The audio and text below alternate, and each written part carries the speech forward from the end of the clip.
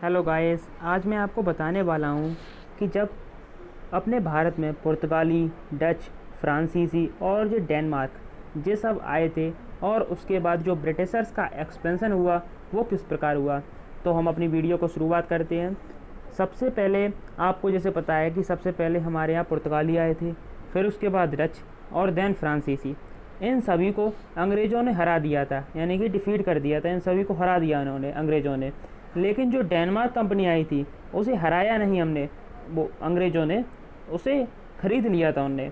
जब डेनमार्क का एक्सपेंशन हो गया तब इंग्लिश ने उसे ख़रीद लिया। अब ये बताया जाता है कि जो फ्रेंच थी, यानी जो फ्रांसीसी थे, उनका जो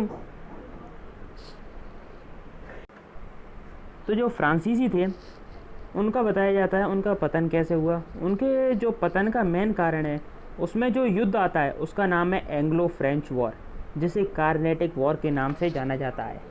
कार्नेटिक वॉर। अब कार्नेटिक वॉर के बताए जाते हैं 3 युद्ध हुए थे। अब इसमें पहला युद्ध है फर्स्ट एंग्लो फ्रेंच वॉर, जिसकी आपको डेट दी गई है कि 1746 से 1748 तक चलाई है।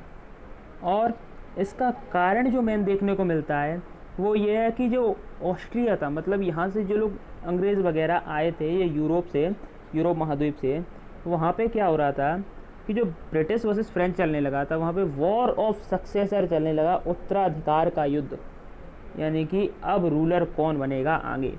तो यहाँ पे ये देखने को मिलता है कि उत्तराधिकार का युद्ध चलने लगा। अब इसका प्रभाव हमारे इंडिया पर पड़ा और जिसके कारण ब्रिटिश और फ्रांस का युद्ध भी चलने लगा कि कौन ज़्यादा एरिया एक्वायर करेगा ट्रेड में। ठीक है, तो इसमें बताया जाता है कि फर्स्ट एंग्लो फ्रेंच वार में जो पौंडीचेरी का गवर्नर था उसका नाम था डुप्ले नाम था उसका, और ये मद्रास के गवर्नर से जाके मिला जो कि एक अंग्रेज़ था। अब बताया जाता है कि जो डुप्ले था उसने मद्रास के गवर्नर से कहा कि यदि आप हमें आश्वासन दें कि आप हम पर कोई हमला नहीं करेंगे तो हम समझौता कर सकते हैं कि हम भी आप पर कोई हमला नहीं करेंगे और दोनों के बीच में शांति का माहौल रहेगा। लेकिन अंग्रेज़ों ने इससे साफ मना कर दिया कि क्योंकि इंग्लैंड से पहले ही मैसेज आ रखा था कि डरने की कोई बात नहीं है, हम और आपके लिए सैनिक भेजते रहेंगे। और इस कारण इन्हें निराश होकर जाना पड़ा फ्रांसीसियों को। लेकिन ये फ्रांसीसी ये भी जानते थे कि हमारी नेवी कमज़ोर है, अगर हमने युद्ध किया तो हम ज़रूर हार जाएंगे। तो इसमें बताया जाता है कि जो डुप्ले था, पौंडीचेरी का गवर्नर, वो सबसे पहले कर्नाटक के नवाब अनवरुद्दीन के पास गया। कर्नाटक के नवाब अनवरुद्दीन ने कहा कि उसने बोला, डुप्ले ने कर्नाटक के नवाब से कि यदि आपके राज्य में युद्ध होगा तो आपको इससे बहुत हानि होगी, क्योंकि जो राजा का वो राज्य रहता है उसमें युद्ध एक समझदारी की चाल नहीं है। तो ऐसा डुप्ले ने उसे समझाया। इसके बाद बताया जाता है कि जो अपना अनवरुद्दीन है उसने अंग्रेज़ों से कहा कि तुम युद्ध नहीं कर सकते, ये मेरा राज्य है। अब इंग्लिश डुप्ले से तो युद्ध कर सकते थे फ्रांसीसियों के साथ, लेकिन वो राजा के साथ नहीं कर सकते थे क्योंकि उसे ट्रेड में हानि हो सकती थी। इसीलिए यह बताया जाता है कि डुप्ले ने फिर क्या किया, मद्रास का जो कब्जा करने की एक चाल चली। उसने कहा कि कर्नाटक के नवाब अनवरुद्दीन से कि अगर आप हमें थोड़ा सा सपोर्ट दें, थोड़ा सा आश्वासन दें कि आप हम पे कोई हानि नहीं करेंगे और हमारा सपोर्ट करेंगे, तो हम मद्रास को जीतने के बाद हम आपको उसे गिफ्ट कर देंगे। तो ऐसा बताया जाता है कि 1746 में मद्रास को उसने डुप्ले ने कैप्चर कर लिया अनवरुद्दीन की सहायता से। और इसके बाद लेकिन उसने अनवरुद्दीन को नहीं दिया। उसने बोला था कि हम गिफ्ट कर देंगे आपको, लेकिन उसने नहीं किया। अब फिर क्या हुआ, अनवरुद्दीन ने अपने बेटे महफूज खान को फ्रांसीसियों के पास भेजा। लेकिन यहाँ पे क्या हुआ, अड़यार का युद्ध छिड़ गया। उसने मना कर दिया साफ कि हम आपको ये मद्रास नहीं देंगे। अब ये बताया जाता है कि 1748 में फिर ब्रिटिश और फ्रांस में समझौता हुआ, जिसे एला सापल की संधि के नाम से जाना जाता है। और इसमें क्या हुआ, युद्ध समाप्त हो गया, वॉर एंड हो गई। अब इसमें बताया जाता है कि अब संधि हुई है, सभी को कुछ ना कुछ तो मिलेगा। अब ऐसा बताया जाता है कि इंग्लिश को जो उन्होंने मद्रास हार गए थे फ्रांसीसियों से, उन्हें वो वापस मिल गया और फ्रांसीसियों को भारत में कुछ भी नहीं मिला। उन्हें जो नॉर्थ अमेरिका में युद्ध चल रहा था उसमें लुइसबर्ग में नाम की जगह मिल गई, लुइसबर्ग। अब इस युद्ध से ये प्रूव हो गया कि भारतीय शासक दुर्बल हैं। अब इसके बाद सेकेंड एंग्लो फ्रेंच वॉर आता है जो 1749 से 1754 तक चला, और इसका जो बैकग्राउंड है, इसका जो कारण है, उसमें भारतीय जो सिचुएशन है उसके बारे में बताया जाता है कि इसमें जो इंडियन सिचुएशन है इस कारण ये युद्ध हुआ था। अब इसमें दो जगह का नाम आता है, सबसे पहले आता है अपना कार्नेटिक, दूसरा हैदराबाद। अब यहाँ बताया जाता है कि जो हैदराबाद के जो शासक थे उनका निजाम था निजाम उल मुल्क, उनकी 1748 में मृत्यु हो गई, जिसके बाद उनके पुत्र नासिर जंग और मुजफ्फर जंग के बीच में युद्ध छिड़ गया और बहस होने लगी कि अगला कौन राजा बनेगा। अब इसमें बताया जाता है कि फ्रांसीसियों ने मुजफ्फर जंग को सपोर्ट कर दिया, मुजफ्फर जंग को। अब इस कारण इंग्लिश को नासिर जंग को सपोर्ट करना पड़ा, क्योंकि जब भी कोई अपोनेंट हमारा दूसरे का सपोर्ट करता है तो हमें अपने का दूसरे का करना पड़ता है। अब इसलिए कार्नेटिक में ये देखने को मिलता है कि अनवरुद्दीन यहाँ का पहले से ही शासक बना हुआ था। अब यहाँ पर आते हैं अपने चंदा साहब मराठाओं की 7 साल की कैद के बाद इन्होंने सोचा कि हम राजा बनेंगे, और क्योंकि इनके पास पावर थी तो ये ऐसा सोच सकते हैं। फ्रांसीसियों ने सबसे पहले इन्हें चंदा साहब को सपोर्ट किया। अब वही बात फिर से आ गई कि अब इंग्लिश को अनवरुद्दीन को सपोर्ट करना पड़ा। तो हमें सब कुछ टोटल क्या देखने को मिलता है, ये देखिए, यहाँ पर फ्रांसीसी प्लस चंदा साहब प्लस मुजफ्फर जंग, ये सब एक ग्रुप में आ गए। दूसरा English plus Anwaruddin plus Nasir Jang, इनका युद्ध हो रहा है। अब ऐसा नहीं है कि एक ही भूमि पर सब लोग युद्ध कर रहे हैं, अलग अलग चल रहा है, बस ये शो किया गया है आपको ताकि आपको आसानी हो। अब इस जो पूरी बैटल हुई है उसे बैटल ऑफ अंबूर के नाम से जाना जाता है, इसे ध्यान रखना, इंपॉर्टेंट है एग्जाम के लिए। अब कार्नेटिक में देखो, सबसे पहले आता है, अपन लोग कार्नेटिक पहले देखेंगे फिर हैदराबाद देखेंगे। अब कार्नेटिक में अनवरुद्दीन वर्सेस चंदा साहब चल रहा था। अब चंदा साहब को किसने, फ्रांसीसियों ने सपोर्ट किया था। अब यहाँ पर बताया जाता है कि चंदा साहब जीत गए और अनवरुद्दीन हार गए, और जो इसका बेटा था मोहम्मद अली वो भाग गया। अब चंदा साहब को क्या हुआ, फ्रांसीसियों ने चंदा साहब को वहाँ का नवाब बना दिया। अब नवाब बनाने के बाद चंदा साहब खुश हो गए और उन्होंने फ्रांसीसियों को पौंडीचेरी के 80 गांव गिफ्ट में दे दिए। ये आपको देखने को मिलता है, यहाँ पर 80 गांव गिफ्ट में दे दिए। अब दूसरा हैदराबाद के नासिर जंग वर्सेस मुजफ्फर जंग। हैदराबाद में दूसरी जंग हुई थी, नासिर जंग और मुजफ्फर जंग।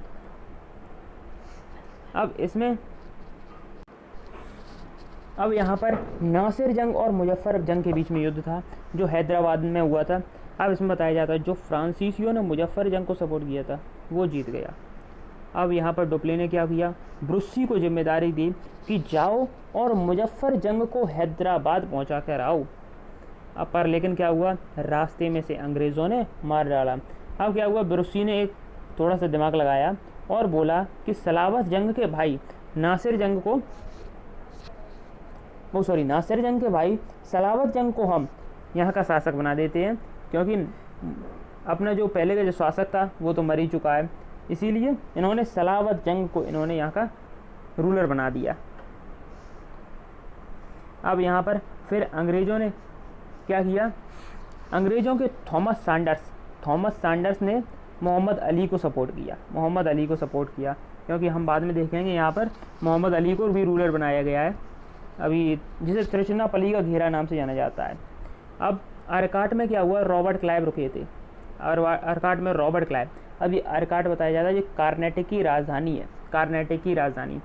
अब यहाँ रॉबर्ट क्लाइव पर क्या हुआ, जो रजा खां जो चंदा साहब का बेटा है, उसने क्या हुआ, रॉबर्ट क्लाइव को चारों ओर से घेर लिया। अब ये बहुत इंपॉर्टेंट है कि इस अरकाट में क्लाइव को 53 दिन तक भूख का सामना करना पड़ा, और जब अंग्रेज़ों को यह पता चला कि हमारा कोई सैनिक 53 दिन से भूखा है, तब अंग्रेज़ों ने मेजर लॉरेंस को भेजा, तब रजा खां को अपना घेरा डालना पड़ा इसी कारण से।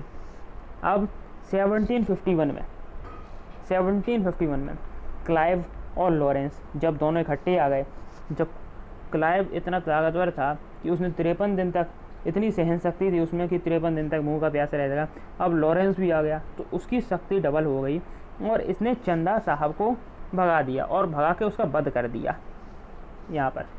अब फ्रांसीसियों ने क्या, ये फ्रांसीसी और चंदा साहब दोनों हार गए यहाँ पे।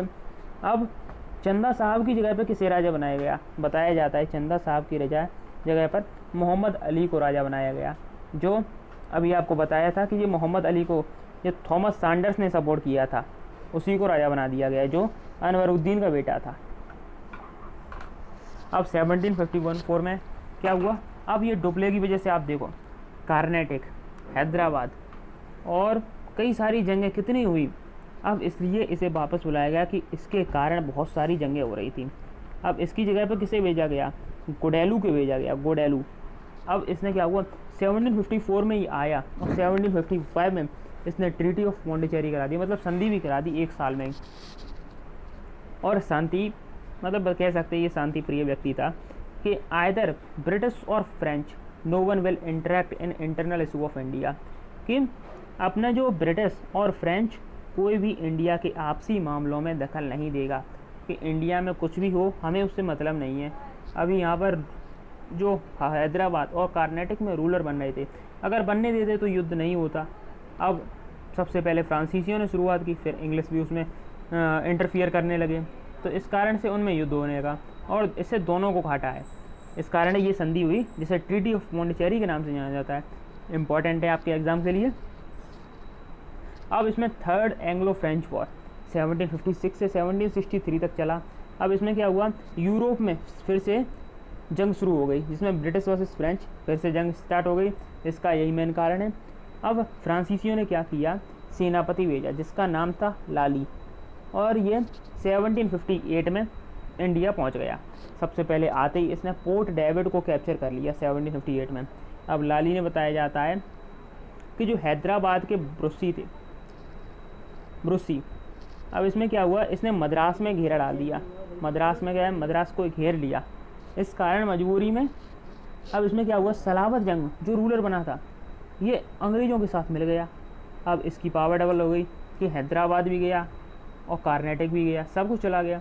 तो अब इस कारण ब्रुसी को अपना घेरा हटाना पड़ा यहाँ से। अब 1760 मेन युद्ध है, इसे बांडीवास का युद्ध के नाम से जाना जाता है, जिसमें ब्रिटिशर्स के आयरकूट और फ्रांसीसियों के मेजर लाली इसमें युद्ध में वर्सेस थे। इन दोनों के बीच में युद्ध हो रहा था। अब इसमें बताया जाता है कि ब्रिटिशर्स जीत जाते हैं, फ्रांसीसी हार जाते हैं और ब्रुसी को अरेस्ट कर लिया जाता है। इसके बाद, इस युद्ध के बाद ट्रीटी ऑफ पेरिस होता है, जिसमें थर्ड एंग्लो फ्रेंच वॉर के साथ ही फ्रेंच जो फ्रांसीसी थे उनका सब कुछ नष्ट हो जाता है। इसमें शर्त ये थी कि फ्रांसीसी लोग रह तो सकते हैं लेकिन अपनी आर्मी नहीं रख सकते, इसलिए ये आखिरी युद्ध है ये फ्रांसीसियों का। Thank you for watching my video.